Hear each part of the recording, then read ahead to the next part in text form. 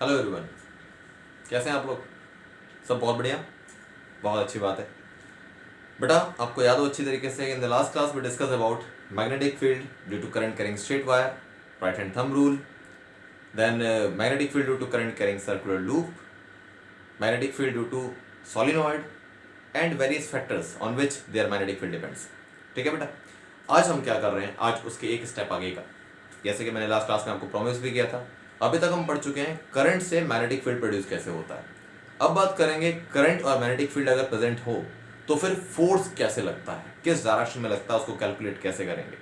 ठीक है बेटा, so that we are going to discuss. So the next topic that we are going to discuss is force acting on a current carrying conductor in a magnetic field. Force acting on a current carrying conductor in magnetic field मतलब क्या निकलता है? Force acting on a current carrying conductor, यानी कि एक ऐसा conductor है जिसमें करंट पहले से ही है और उस करंट कैरिंग कंडक्टर को आपने मैग्नेटिक फील्ड में रखा है। मतलब एक मान लो मेरे पास वायर हो गई जिसके अंदर करंट था, उसको मैंने रख दिया किसी मैग्नेटिक फील्ड के अंदर। तो इस वाली वायर के ऊपर इस मैग्नेटिक फील्ड की वजह से फोर्स किधर लगता है, हम उसको डिस्कस करने वाले हैं।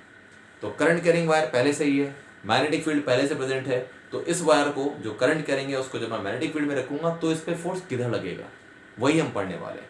और उसको कौन सा रूल बताता है कि फोर्स किधर लगेगा। ठीक है बेटा, so at the start of this class we are going to discuss this activity. It is given in your NCERT book. ठीक है, उसको आप ढंग से देखेंगे, राइट? तो आप ढंग से पढ़ लेंगे। I think it is given aluminium, एक एल्यूमिनियम की यहाँ पे वायर है, कोई भी मेटल हो सकता है, बस इसके अंदर करंट जानी चाहिए। ठीक है, अब देखो, तो what is given in activity, we are having an iron stand. ठीक है, और क्या था हमारे पास, एक बैटरी लगी हुई है, एक की है आपके पास, बैटरी का पॉजिटिव टर्मिनल ये रहा, नेगेटिव ये रहा। तो current flows from positive terminal of the battery, positive terminal of the battery, यहाँ से घूम के फिर यहाँ पे गई। This is what, this is a conductor, straight conductor है जिसके अंदर से करंट जाएगी, करंट कैरिंग कंडक्टर होना चाहिए। तो देखो करंट कैसे जाएगी, यहाँ से करंट ऐसे आएगी, ठीक है, पॉजिटिव से ऐसे घूम के, यहाँ से करंट ऐसे आएगी, यहाँ से फिर इधर डायरेक्शन में करंट जाएगी, इसके अंदर जाएगी करंट ऐसे from A terminal to B terminal, and then it will move like this from here to here, then here, and then ultimately to negative terminal. इस तरीके से करंट अपना पूरा लूप कंप्लीट करेगी। ठीक है, अब आपको देखना है बेटा इस पे फोर्स किधर लगेगा, तो ढंग से बिल्कुल समझना है कि इसमें फोर्स किस तरीके से लगेगा। सबसे पहला काम तो ये है कि अगर मुझे ये पता है कि किसी वायर में करंट जा रही है तो मुझे ये पता लग जाता है कि उसके अंदर नॉर्थ पोल किधर बनेगा और साउथ पोल किधर बनेगा। करंट कैरिंग वायर है तो मैग्नेटिक फील्ड तो बनेगा ही। अब ये बताना है कि नॉर्थ पोल किधर बनेगा, साउथ पोल किधर बनेगा। तो check it, right hand thumb rule क्या था, रिकॉल करते हैं। According to this rule, if the thumb of right hand indicates direction of current, then the fingers encircling it represent direction of magnetic field. और साथ ही मैंने बताया था कि थंब की साइड में एंटी क्लॉकवाइज डायरेक्शन होती है तो नॉर्थ पोल, अपोजिट साइड में क्लॉकवाइज डायरेक्शन होती है तो साउथ पोल। तो फिर जरा इस पे लगा के देखते हैं, जो ए भी दिख रहा है ना आपको वायर, इसमें जरा राइट हैंड थंब रूल लगा के देखो, देखो क्या होता है। ठीक है, देखो करंट ऐसे घूम के यूं करके यूं आ रही है इस डायरेक्शन में, तो थंब की डायरेक्शन में करंट आ रही है, दिख रहा है? ये देखो थंब के डायरेक्शन में करंट आ रही है, और थंब के डायरेक्शन में करंट आ रही है तो थंब की साइड में कौन सा पोल होता है बेटा, इधर कौन सा पोल होता है, नॉर्थ पोल होता है, and this side south pole. तो इसका मतलब है यहाँ पे लिखूंगा मैं नॉर्थ पोल और यहाँ लिखूंगा साउथ पोल। ये नॉर्थ और साउथ पोल वो है जो कि इस वायर के अंदर क्रिएट हो गए हैं, या वायर की वजह से क्रिएट हुए, अंदर नहीं, वायर की वजह से क्रिएट हुए हैं। वायर के अंदर तो मैग्नेटिक फील्ड नहीं होता, उसके बाहर होता है। ठीक है, तो उसके जो मैग्नेटिक फील्ड यहाँ पे क्रिएट हुआ है वो वायर की वजह से हुआ है, क्योंकि उसमें करंट जा रही थी, and a current carrying conductor has magnetic field around it. ये हमने पहले से पढ़ रखा है, और राइट हैंड थंब रूल से आपको पता लगता है कि मैग्नेटिक फील्ड किधर कैसे होगा। ठीक है, so this is north pole, this is south pole. अब मान लेते हैं एक मैग्नेट ऐसी थी जिसमें यहाँ पे नॉर्थ पोल, यहाँ साउथ पोल है, it's a U shape magnet. Colour combination की आपको टेंशन नहीं लेनी, ऐसा भी हो सकता है कि आप इधर से ब्लू दिखा दें, उधर से रेड दिखा दें, नो इश्यूज। बस मैंने दो डिफरेंट कलर आपको इसलिए दिखाए हैं so that you can understand the region of north and south pole. पूरा एक रीजन यहाँ से यहाँ तक हाफ नॉर्थ पोल हो गया और वो हो गया साउथ पोल। जो बिल्कुल जो इसका सेंटर होता है, जहाँ पर ये दोनों मर्ज हो रहे होते हैं, वहाँ पर मैग्नेटिक फील्ड ऑलमोस्ट जीरो होता है। लेकिन उसके अलावा जैसे जैसे आप पोल की तरफ जाएंगे मैग्नेटिक फील्ड विल इंक्रीज। ठीक है, तो अब देखो बच्चे, नॉर्थ पोल ये रहा आपके पास, मैग्नेट का नॉर्थ पोल ये रहा, और इसने अपना एक नॉर्थ पोल यहाँ क्रिएट कर दिया, इसने यहाँ साउथ पोल क्रिएट किया। तो मैं यहाँ दो चीजें देख सकता हूँ, this north pole and this north pole. ठीक है, मैं थोड़ी देर के लिए यहाँ से बी हटा रहा हूँ ताकि आपको नॉर्थ बिल्कुल ढंग से दिखे। This north pole and this north pole, क्या होगा इनके बीच में, अट्रैक्शन और रिपल्शन, क्या होगा? Repulsion, correct. तो अगर इनके बीच में रिपल्शन होगा तो this north pole and this north pole will repel each other, ये इधर की ओर जाएगा। अब हम इसको दूसरे एस्पेक्ट से देखते हैं, this south pole and this north pole, इसके बीच में क्या होगा, ये साउथ भी इसको अपनी तरफ ऊपर ही खींचेगा, तो in both the cases this will move upwards, ये इसको ऐसे मूव करेगा। Although it is 3 dimension figure कि ये जो मैग्नेट आपको ऐसे दिख रही है वो मैग्नेट ऐसे ना रख के ऐसे रखिए। मेरा हाथ देखो, अभी आपको मैग्नेट दिख रही है ऐसे, ये दिख रहा है मेरे हाथ पे, देख रहा है यू शेप बन रखा है ऐसे करके, है ना। आपको डायग्राम में यू शेप ऐसे दिख रहा है ना, लेकिन actually it is not kept like this, ये ऐसे रखी हुई है ऐसे, और मेरे पास जो वायर है वो ऐसे है। अब आप चेक करो जरा ढंग से, मैं इसको ऐसे दिखाता हूँ, ये चलो ऐसे दिखाता हूँ। आपको ये दिख रहा है कि ये वायर ऐसे जा रही है ऊपर, है ना, मैंने बताया ना ऐसे ऊपर जाएगी ऐसे, लेकिन एक्चुअली क्या हो रहा है, ऐसे नहीं जा रही है। अगर मैं इसको ऐसे कर देता हूँ तो ये एक तरफ को मूव कर रही है, इधर साइड वाइज मूव कर रही है, because it is 3 dimension figure, तो ये ऐसा लगता है। लेकिन आप वैसे भी समझ सकते हैं कि अगर नॉर्थ पोल एरिया तो north pole will repel each other, और अगर रिपेल करेंगे तो north pole and south pole will also attract, तो ये ऊपर चली जाएगी, यानी कि this wire will move like this, ये ऊपर मूव कर जाएगी। ठीक है, तो क्या हुआ, ये था करंट कैरिंग कंडक्टर, इसमें करंट जा रही है, इसमें करंट जा रही है ऐसे, ये क्या प्रोड्यूस कर रहा है, ये प्रोड्यूस कर रहा है मैग्नेटिक फील्ड। तो करंट कैरिंग कंडक्टर को आपने मैग्नेटिक फील्ड में रखा, तो फिर इस करंट कैरिंग कंडक्टर के ऊपर एक फोर्स लग गया, और वो फोर्स किधर लगा, ये एरो मैंने आपको दिखाया, this arrow, this is north pole, this arrow represents force, इस पे फोर्स किधर लग रहा है, ऊपर की ओर लग रहा है। क्लियर है बेटा। तो ये एक्टिविटी थी जो डिनोट करती है कि अगर किसी करंट कैरिंग वायर को मैग्नेटिक फील्ड में रखोगे तो उसके ऊपर एक फोर्स लगेगा। अब ये जो फोर्स लगा यहाँ पे, इसमें क्या क्या चीज़ हो सकती है, किस किस चीज़ के ऊपर डिपेंड करता है, हम इसको भी बात करेंगे। प्लस ये भी बात करेंगे कि अगर मैं करंट की डायरेक्शन बदल दूं तो क्या होगा, इसको भी चेक करो। सपोज करंट की डायरेक्शन बदलने के लिए सबसे इजी काम क्या है, replace the terminals of battery या interchange the terminals of battery. कैसे, अब मैं क्या करता हूँ, दोनों केस याद रखना, ऑल्दो आपको सिर्फ फर्स्ट डायग्राम ही बनाना है बेटा एग्जाम में भी, जब ये एक्टिविटी आती है and it is given in NCERT, लेकिन मैं आपको इसका दूसरा एस्पेक्ट भी बताता हूँ। अगर बच्चे मैंने ऐसा किया कि मैंने इधर पॉजिटिव इधर नेगेटिव कर दिया, तो अब क्या फर्क पड़ेगा, ढंग से देखना अब क्या होगा।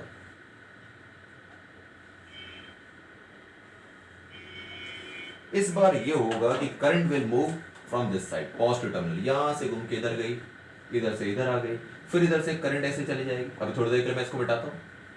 फर्स्ट केस तो हम समझ चुके, करंट इधर से इधर चली गई, फिर यहां से करंट कैसे जाएगी, ऐसे चली जाएगी, यहां से करंट घूम के ऐसे,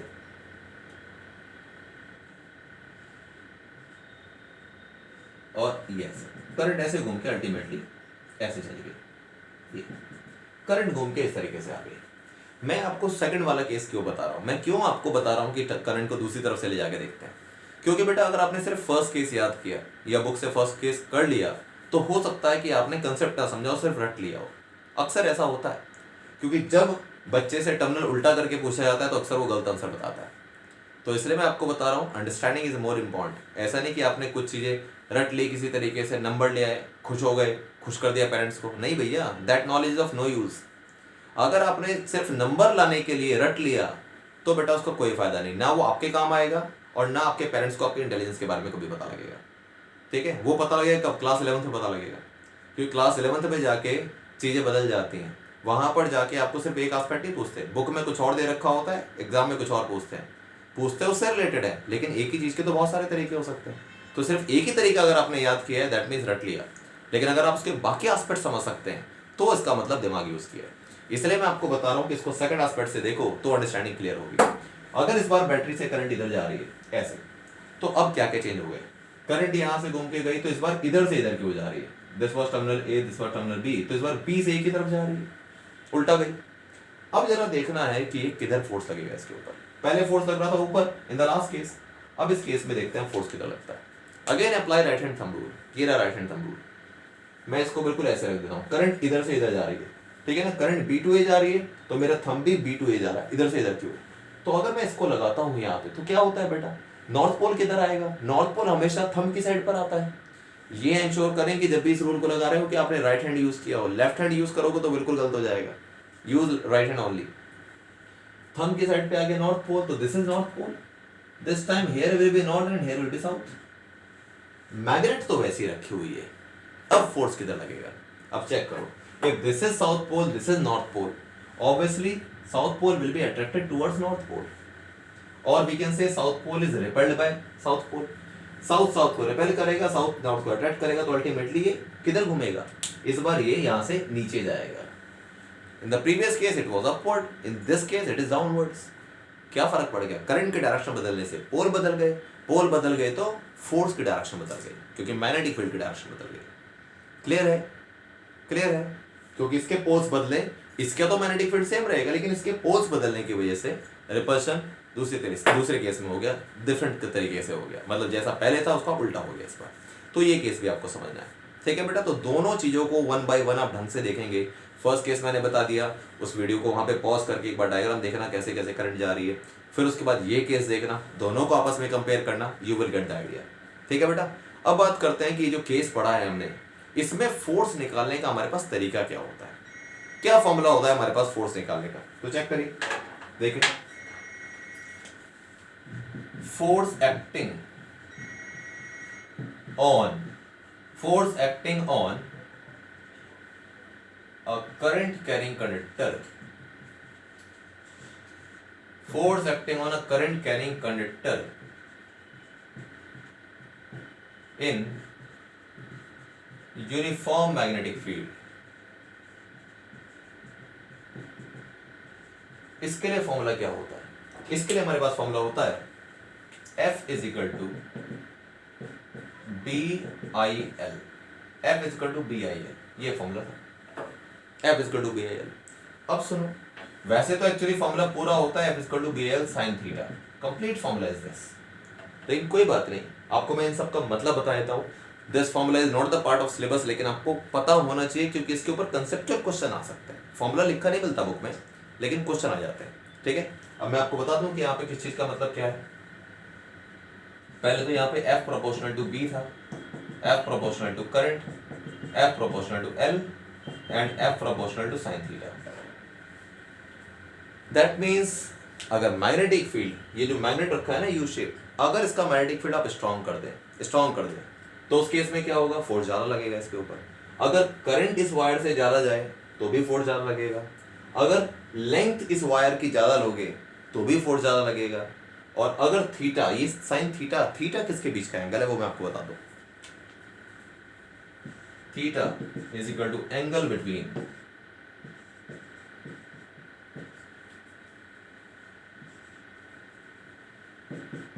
direction of length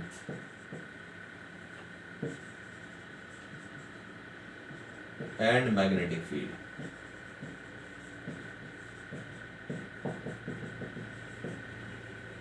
theta is the angle between direction of length and magnetic field, ये होता है, ठीक है। ये याद रखना है, वैसे तो ये आएगा नहीं बेटा, लेकिन फिर भी आपको कम से कम इतना जरूर ध्यान रखना है, F इक्वल टू BIL। अगर आप साइन थीटा याद नहीं भी रखते हैं कोई बात नहीं, अभी याद नहीं करिए कोई बात नहीं, लेकिन F इक्वल टू BIL जरूर ध्यान रखना है। अगर साइन थीटा मैक्सिमम हो जाता है, साइन 90 इज मैक्सिमम, तो in that case force is maximum, तो F इक्वल टू BIL आता है। तो अभी साइन थीटा भूल जाओ, अभी टेंशन मत लो इसकी ज़्यादा, क्योंकि ये डायग्राम से टेक्निकली अभी आपको इस डायग्राम से नहीं समझ में आएगा, इसके लिए आप क्लास 12 में पढ़ेंगे। लेकिन आपको F इक्वल टू BIL जरूर ध्यान रखना है, and F proportional to B, that means when we increase magnetic field, force increases. Second case, when we increase current, force increases. And third, when we increase length, force also increases. ठीक है बेटा, तो ये बात ध्यान रखनी है, right? This is about force acting on a current carrying conductor in uniform magnetic field. ठीक है?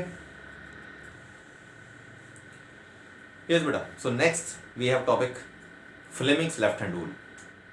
Actually अभी जो आपने पढ़ा बेटा, उसमें आपने ये पढ़ा कि फोर्स किस तरीके से लगता है, उसकी डायरेक्शन कैसे होनी चाहिए। But for the simplicity of this concept we have a rule which is called Fleming's left hand rule. ठीक है, फ्लेमिंग्स लेफ्ट हैंड रूल, ये लेफ्ट हैंड आपका। अब फ्लेमिंग्स लेफ्ट हैंड रूल क्या बोलता है, पहले मैं आपको बता दूं, you can write the statement, और फिर उसकी समरी मैंने यहाँ बोर्ड पे लिखी हुई है, you can also check that. ठीक है, तो पहले लिख ले इसके अंदर, so heading is Fleming's left hand rule. ठीक है, हेडिंग डाली फ्लेमिंग्स लेफ्ट हैंड रूल। अब लिखिए जरा इसके अंदर इसका स्टेटमेंट क्या है, वेरी इंपॉर्टेंट, बहुत ज़्यादा इंपॉर्टेंट है बेटा, एग्जाम में काफ़ी आता है। ठीक है, लिखिए इसके अंदर, according to this rule, according to this rule, if we stretch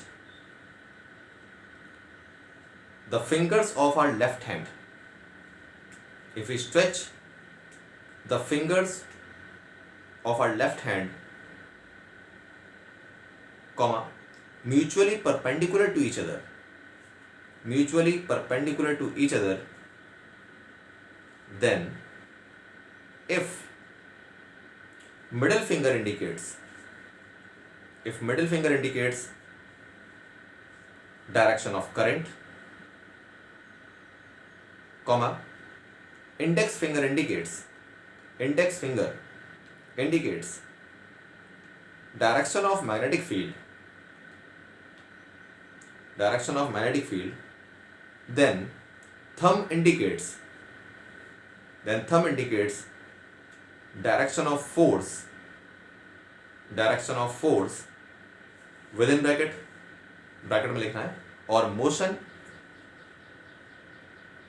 bracket close on a conductor, direction of force on a conductor. ठीक है, तो इसका मीनिंग बेटा बड़ा सिंपल सा है. देखिए, this is how to stretch 3 fingers, middle finger, fore finger and index finger. ये मिडिल फिंगर थी, ये फोर फिंगर थी, इसको आप इंडेक्स फिंगर कहते हैं, और ये था हमारे पास thumb. Middle finger, index finger, thumb. So according to this rule, if middle finger of left hand represents direction of current, ये करंट को रिप्रेजेंट करता है, ठीक है. Index finger represents direction of magnetic field, then thumb will indicate direction of force or motion of conductor. Object किधर move करेगा वो direction इससे पता लगेगी. करंट इस डायरेक्शन में है, मैग्नेटिक फील्ड इस डायरेक्शन में है, तो फोर्स इधर लगेगा. पता लगा?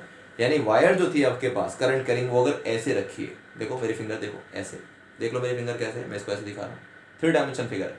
अगर करंट कैरिंग वायर ऐसे है, इधर की ओर आ रही है, मैग्नेटिक फील्ड ऐसे जा रहा है, तो जो कंडक्टर होगा उस पर ऊपर फोर्स लगेगा, ऊपर जाएगा. ठीक है, जैसे कि मान लो मैं 3 डिफरेंट कलर्स ले लेता हूँ. ये जो रेड वाला मार्कर है, ठीक है, इसको मैं बोलता हूँ करंट की डायरेक्शन. तो करंट की डायरेक्शन किधर है? आपकी तरफ को. दिख रहा है? करंट आपकी तरफ को गई. ठीक है, ओके. मैग्नेटिक फील्ड को मैं ब्लू पेन से दिखा रहा हूँ. मैग्नेटिक फील्ड ऐसे, तो फोर्स किधर लगेगा? ऊपर, ऐसे. तो चेक इट, ढंग से इसको देख लेते हैं.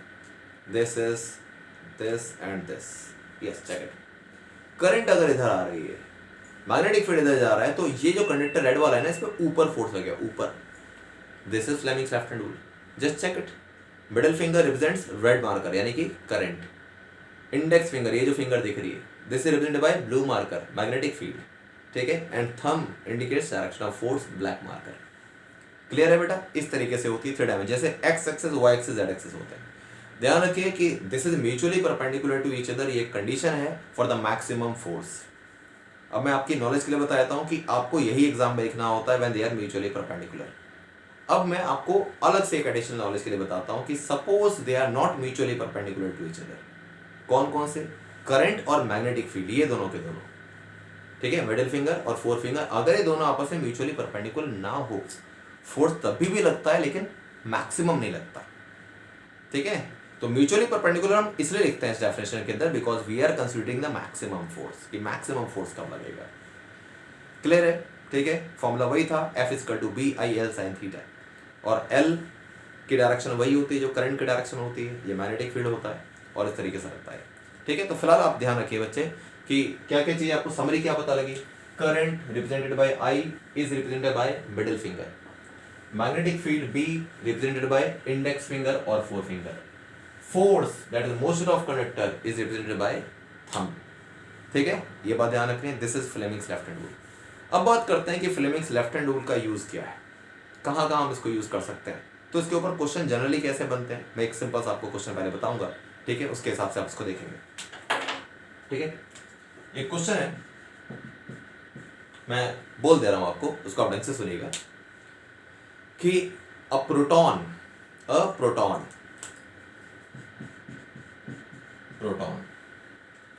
a proton is projected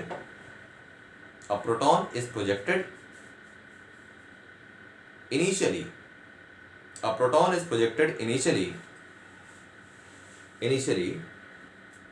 towards east,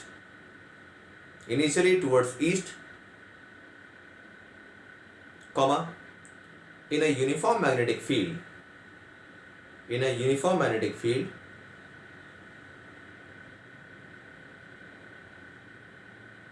towards north, in a uniform magnetic field towards north,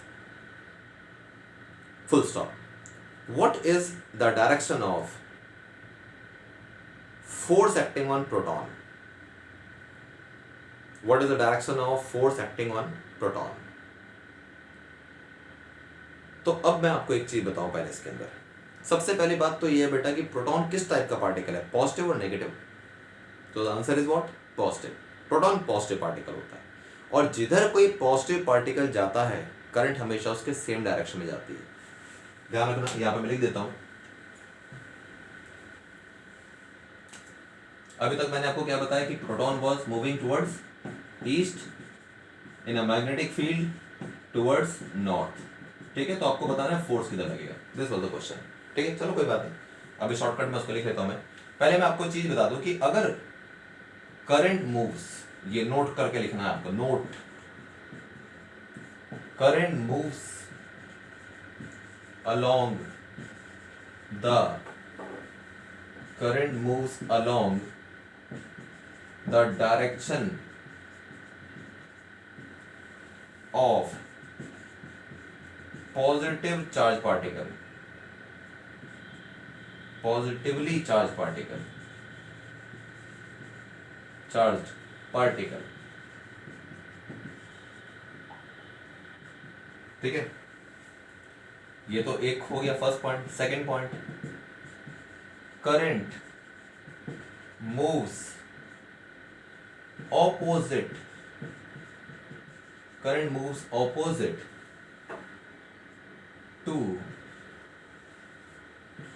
the direction of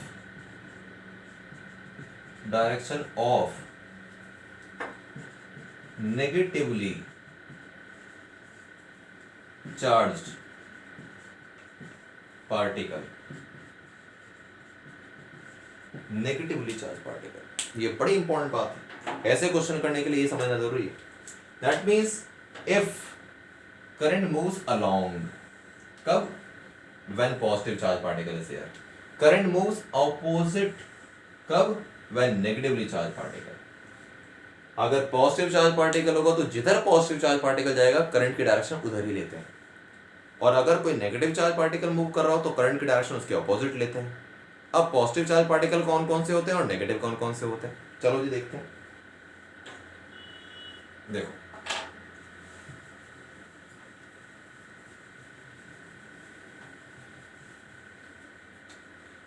अगर मैं बात करता हूं पॉजिटिव चार्ज पार्टिकल्स, तो इसमें कौन कौन से आ जाएंगे? Positive charge particles, in this we have protons, specially protons, alpha particles. Generally दो पार्टिकल्स होते हैं जो हम जनरली यूज करते हैं, ठीक है, and these are positive charge particles, alpha particles. Alpha, this is the symbol of alpha, इसको बोलते हैं अल्फा, ALPH। ठीक है, और अगर मैं बात करता हूं negative charge particle, negative charge particles, so we have examples, क्या क्या example? We have electron, beta particle, beta particle, ये जो बीटा दिख रहा है आपको, बीटा, ये ऐसे बोलते हैं beta, this symbol stands for beta, beta particle.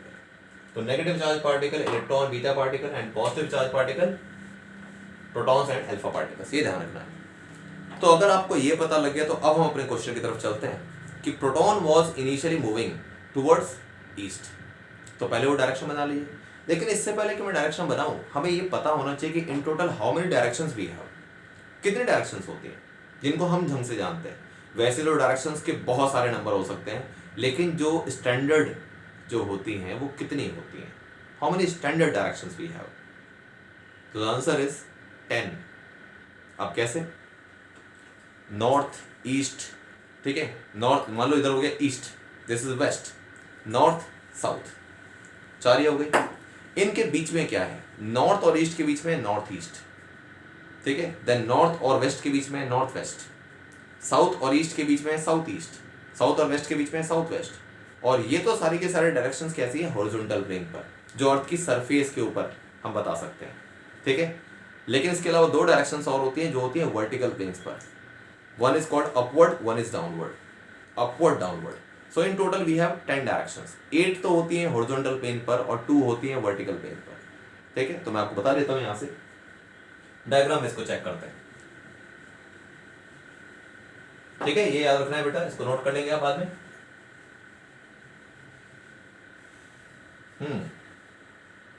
Let's check it. मैं पहले डायरेक्शन बताता हूं, नॉर्थ, साउथ, ईस्ट, वेस्ट।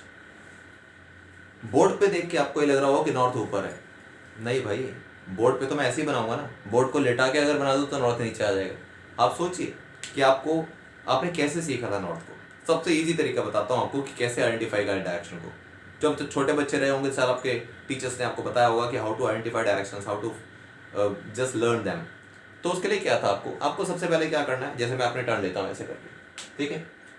ऐसे खड़े हो जाओ, जो आपका फेस है, face, your face will point towards north. अगर आपका फेस नॉर्थ को पॉइंट करता है, then right hand will point towards east, left hand will point towards west and your back will point towards south.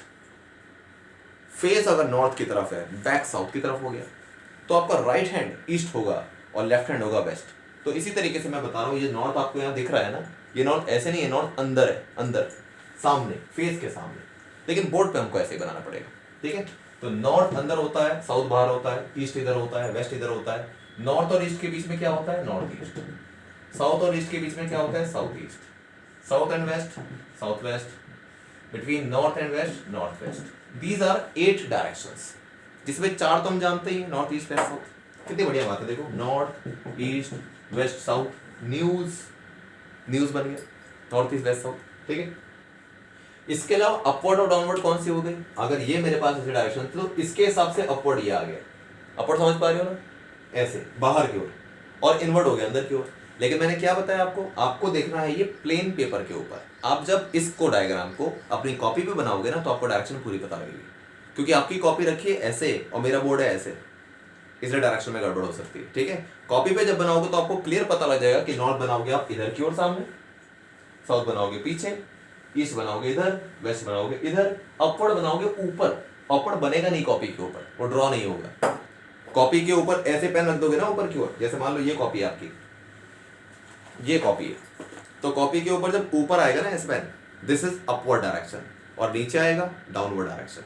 तो आएगा north इधर आएगा, south इधर आएगा आपकी तरफ को, मतलब बैक साइड पर, इधर आएगा ईस्ट, इधर आएगा वेस्ट, ठीक है। अपवर्ड ऊपर, डाउनवर्ड नीचे, दीज आर द डायरेक्शंस। अब सुनो, अब आते हैं अपने क्वेश्चन के पास। हमारा क्वेश्चन का हमको आंसर बताना है by using Fleming's left hand rule. एक वर्ड में इसका आंसर आएगा, proton was pointing towards east and proton is what, positive charge particle, और पॉजिटिव चार्ज पार्टिकल जिधर जाता है उधर जाती है करंट। रिपीट कर रहा हूं मैं, सबसे पहले आपको ये देखना है चार्ज पार्टिकल कौन सा है, पॉजिटिव या नेगेटिव। तो आपको पता लगा प्रोटॉन था, तो proton is positive charge particle, और जिधर पॉजिटिव चार्ज पार्टिकल जाता है उधर ही करंट जाती है, सेम डायरेक्शन में। तो प्रोटॉन किधर जा रहा था, आपको क्वेश्चन में दे रखा है कि proton is moving towards east. East किधर है, ईस्ट इधर, proton is moving towards east, ठीक है। Then magnetic field north, north का मतलब इस साइड को, ठीक है बेटा, नॉर्थ ऐसे आ रही है इस साइड को, नॉर्थ इधर आया। तो अब मैं क्या करूंगा, आप अपने हिसाब से इसको करिएगा, क्योंकि आप जैसे बैठे हुए होंगे आप इसको देखेंगे, अपनी कॉपी पे ड्रॉ करेंगे तो नॉर्थ आपको इधर की ओर दिखेगा।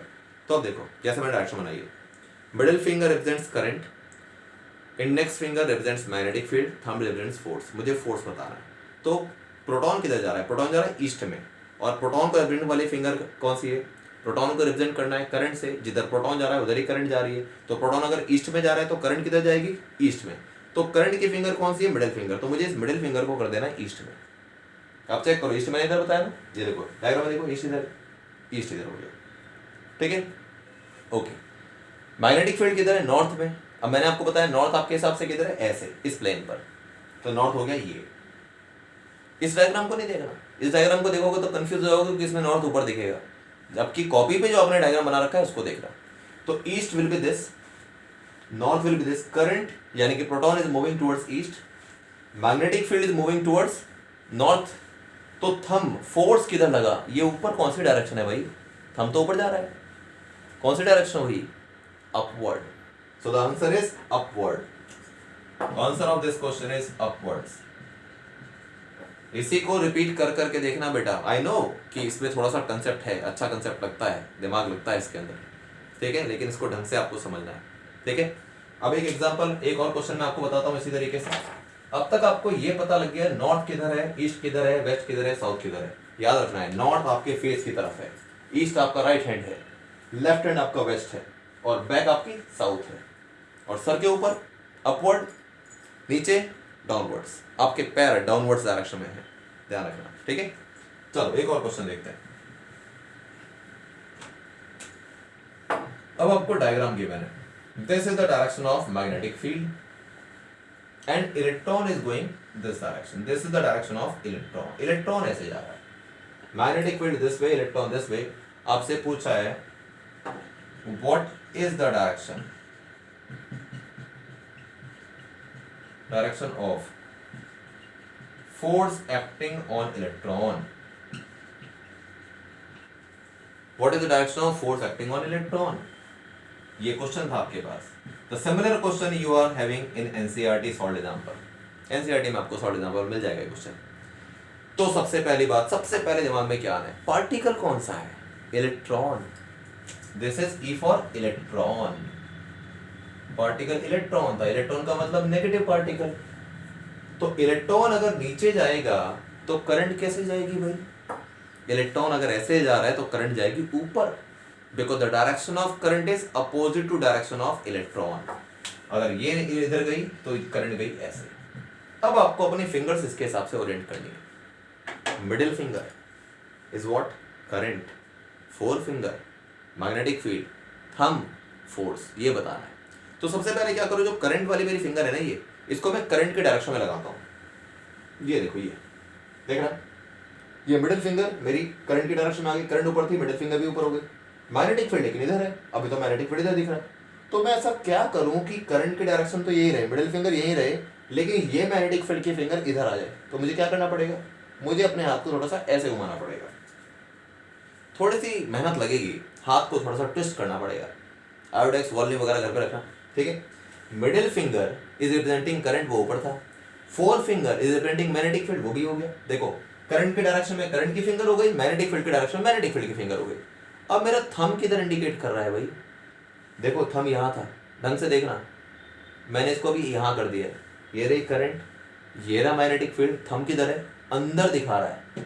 आप इसको लगा के देखो तो पता लगेगा कि थंब जा रहा है बोर्ड के अंदर, बोर्ड के अंदर, that means into the plane, into the plane या into the page of copy, ठीक है। हम क्या लिखेंगे, इनटू द प्लेन, या फिर इसको हम बोल सकते हैं inwards, this is called inwards. Downward भी बोल सकते हैं, लेकिन यहाँ पे इनवर्ड बोलना अच्छा रहेगा, अंदर जा रहा है कॉपी के, ठीक है बेटा। तो ये जो एग्जाम्पल मैंने दिए, इन दोनों एग्जाम्पल को बार बार रिपीट करके देखना, रिपीटेशन लगेगा। I know these are not very easy, मतलब डिफिकल्ट भी नहीं है, थोड़ी प्रैक्टिस लगती है, और सिर्फ दो ही क्वेश्चन से प्रैक्टिस नहीं होगी, लेकिन इन दोनों क्वेश्चनों को रिपीट करके देखते रहो जब तक ये आ ना जाए, ठीक है बेटा, देखते रहना इसको।